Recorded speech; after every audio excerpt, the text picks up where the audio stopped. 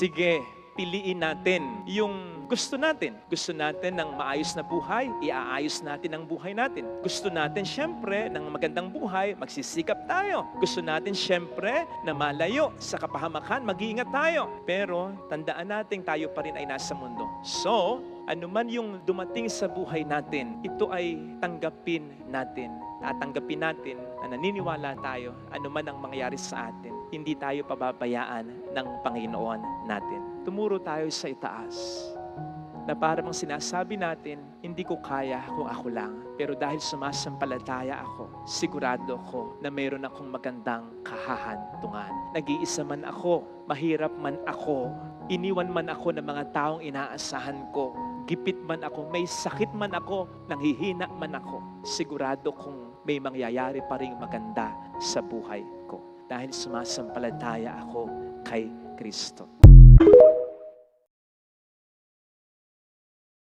Pag wala kang pera, hindi magtrabaho ka. Dumiskarte ka. Mangutang ka, magkakapera ka. Di ba? Kaya nga sabi natin, pera lang yan. Huwag mong alalahanin yan. Kinikita yan. In other words, pera, madali lang. Money, paper only. Easy. Pero yung pagmamahal, pag kailangan mo na ang pagmamahal, abay, mahirap mag-produce yan kung hindi nakasanayan at kung hindi napapatunayan. Hindi mo po pwedeng sabihin sa isang tao, mahal kita eh, hindi ko lang nga ipapakita. Ah? Ang pagmamahal, para maging makatotohanan, dapat napaparamdam at napapatunayan ng matagalan.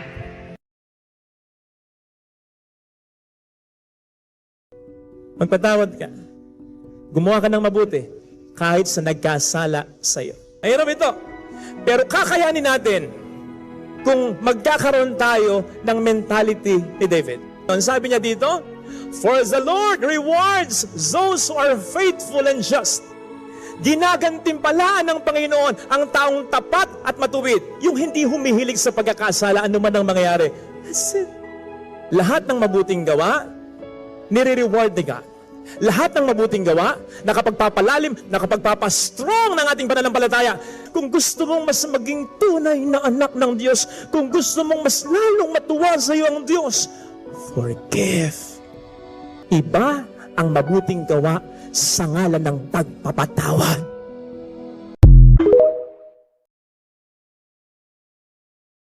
Darating ang pagkakataon, yes, na hindi na payayakap, tatanggi ng payakap sa inyo ang inyong mga anak. Kesyo may asawa na, binata na, dalaga na. Pero sinisigurado ko po sa inyo, dumating man yung pagkakataon yun, kung ngayon pa lang nagagawa nyo na kahit paminsan-minsan yun, dumating man yung pagkakataon na hindi na sila payakap, darating at darating din naman yung pagkakataon na mamimiss nila ang inyong yakap. Lalong-lalo na kapag nagkaproblema na yan sa buhay, sa asawa nila, sa anak nila, mamimiss nila ang yakap ng kanyang mga magulang, maging ng kanyang ama. Because we will never outgrow our need for a father's love. Pwedeng sabihin mo at maintindihan din naman ng ibang tao na hindi ka ganung tipo, hindi ka expressive, hindi ka showy, hindi ka thoughtful. Pero please, sana maintindihan mo, tatay, na lahat ng tao kailangan ito. Kaya kahit parang napapansin mo, ayaw ng anak, naku, sabi lang niya yun. Gusto rin niya yun. Kailangan din niya yun. At kahit sabihin ng isip mo, hoy, macho ka, bakit gaganyan ka? Bakit maglalambing ka sa anak mo? Tuloy mo. Sinisigurado ko sa iyo, you'll feel, ay, gusto ko rin pala, kailangan ko rin pala. Besides, darating ang pagkakataon na hindi ka na makayayakap. Kahit gusto mo kasi may sakit ka na. Pag dumating yung pagkakataon ngayon, kung nasimulan mo na ang pag-invest ng pagyakap kahit paminsan-minsan lamang ngayon sa iyong mga anak, siya naman ang magkukumahog. Kahit nasa saan yan, uuwi at uuwi yan para ikaw ay mayakap. Pag hindi ka na makayakap. And when that happens, mas mafe-feel mo ang yaman mo. Kasi ang kayamanan ng ama ay kapag niyayakap pa rin siya ng mga anak niya, kahit wala na siyang maibibigay sa kanila.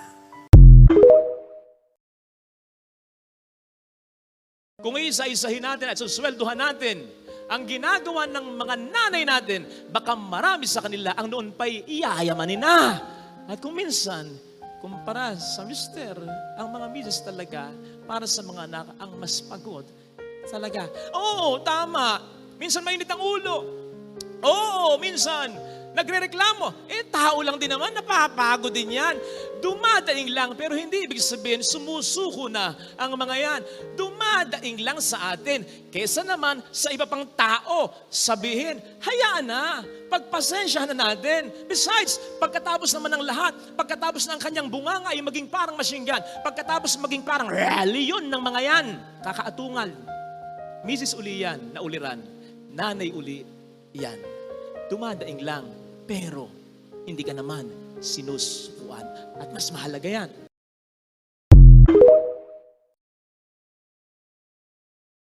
Lord, nagkasala ako. Ako'y tunay na nagsisisi. Doon lamang natin mararanasan ang magandang biyayang gustong ipagkaloob ng Diyos sa atin na yan.